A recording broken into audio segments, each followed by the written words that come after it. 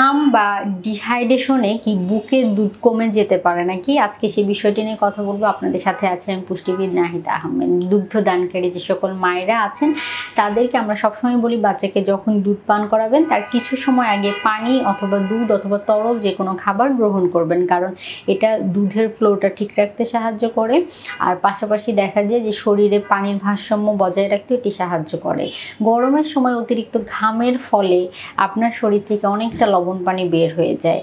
এতে করে আপনার শরীরে পর্যাপ্ত পানির যদি চাহিদা পূরণ না করা থাকে বা পর্যাপ্ত পানি না থাকে, তাহলে স্বাভাবিকভাবেই বুকের দুধ কিন্তু কমে যাবে, কারণ বুকের দুধ তৈরি করার অন্যতম উপাদান হচ্ছে পানি।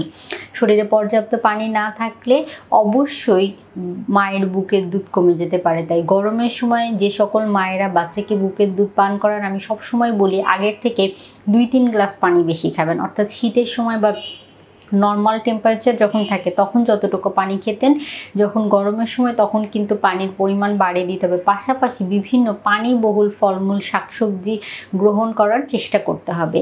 এতে করে কিন্তু দেখা যাবে যে পানি শূন্যতা শরীরে তৈরি হবে না, বাচ্চা পর্যাপ্ত দুধ পাবে এবং দুধ উৎপাদন হবে পর্যাপ্ত পরিমাণে মায়ের শরীরে। তাই দুগ্ধদানকারী যে সকল মায়েরা আছেন নিয়মিত 4 থেকে 5 রকম ফলমূল শাকসবজি খাওয়ার চেষ্টা করবেন, পর্যাপ্ত পরিমাণে পানিবহুল খাবার খাওয়ার চেষ্টা করবেন, আর অতিরিক্ত তেল মশলা গুঁড়োপাক খাবার এড়িয়ে চলার চেষ্টা করবেন। তাহলেই দেখা যাবে যে ইনশাআল্লাহ আল্লাহর রহমতে বুকের দুধ পর্যাপ্ত পরিমাণে থাকবে।